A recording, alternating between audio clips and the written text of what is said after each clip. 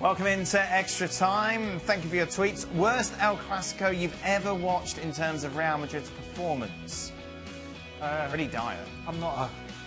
So I was glad I wasn't working for Real Madrid TV today. Well, you've probably seen more than me. But I don't know historically if there's been any bad scorelines have been, but it got pretty bad at times. There's been 5 before.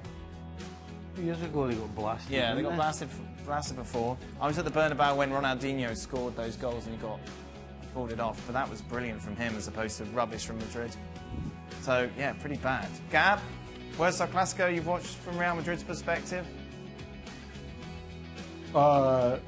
This is pretty bad, but at least you had a few minutes of hope in the second half. I'm thinking the original Manita, or it might not be the original, but the one we remember during the Pep Jose wars. Yeah, there was no hope then, was there? Yeah.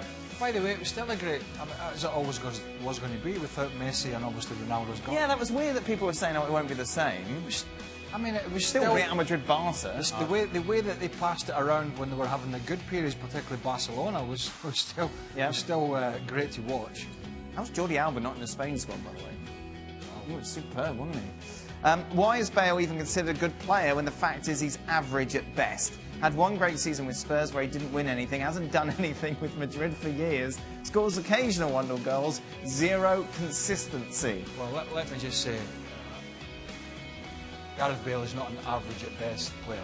Right? He is a super player who, along with a lot of others. Oh, and by the way, he scored a great goal in the Champions League final. He's got three Champions League winners. He's been to the semi-final of a Euros with a Welsh team that had really no business to be there.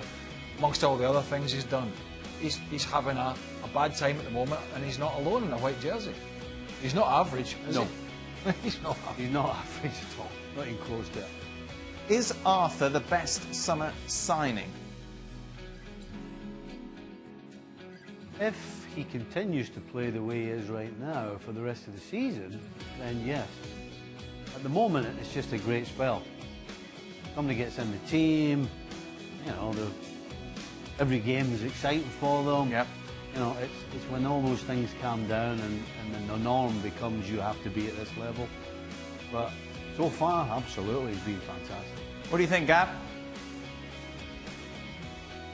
Well, I think one big sign of how highly Valverde rates Arthur is that, you know, the continued transition to a 4-4-2 is there to essentially accommodate him, right? Because he's not going to drop Rakitic or Busquets.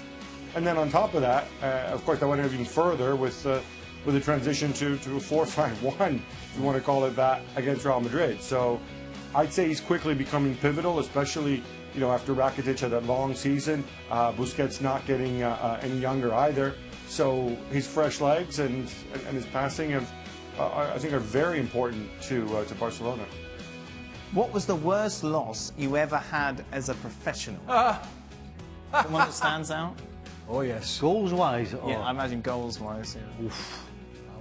Craig, I think I'll defer. Blackburn Rovers, my memory serves me correctly, beat us. I was at Sheffield Wednesday. Right. And it was 7-2 we got beat. I started on the bench. And it was actually 3-0 after 20 minutes. And I'm sat on the bench and David Plate was the manager, gave it one of them. Steve, I went like, oh, jeez. Not the call you want, 3-0. No. Obviously made a difference. Yes, they only conceded, what, 4 when I you was came good on? too. Yeah. Well, I was slightly better because I came off the bench as well. Right. There's a different stage in my career because I was a youngster and I was making I think it was my league debut at Nottingham Forest. And Bobby Campbell, who, God rest his soul, is no longer with us, decided to bring me on at 5-0 or 5-1 down. Lovely. And we lost 7. What a debut that is. Lovely moment to enter the field. Finally, Gab, where is Zlatan most likely to go if he indeed exercises his loan option in the MLS break? Wow. Huddersfield. I genuinely don't know. I think, you know, a lot of there have been suggestions of a return to Manchester United as some sort of a short-term boost. I don't really see that happening. I think that would be kind of, yet another potential cat among the pigeons. He's been linked to Real Madrid. People have obviously, people remember when Adebayor came in, sort of in mid-season. But listen, I think a lot's going to depend on the terms, on how long they can get him for, because, if you're just going to pick somebody up for 2-3 months, is it worthwhile? I think as far as Real Madrid is concerned, obviously they want to sort out their manager situation first before they even contemplate Zlatan. No disrespect, Zlatan, if you're watching. Tell them the one when you were in the bar. You got the call when you had a pint in your hand. We've heard the story. Told that story. We've heard that story, yeah. Oh. That was your my professional debut, wasn't it? I think the Forest was my league debut. I think this was my professional debut. Yeah. Against Swindon Town in the old. We used to have many cup competitions. They have too many cup competitions. And yes. You didn't think you were playing in the bar? Well, I wasn't. I didn't think about it. Yeah, I wasn't playing. I played for the reserves the day before, and so I wasn't playing. And I was in the players' lounge. In those days, we would have beers, and I had a couple of pints of beer, and I was eating some. What else would it be? What? A couple of pints of what? I was eating some crisps, which you call chips here, and the door burst open, and Eddie Nisveski, who was the coach, said, "Get yourself in the dressing room. You're playing." At which point I flew in. I was like, "What? What were we talking about?"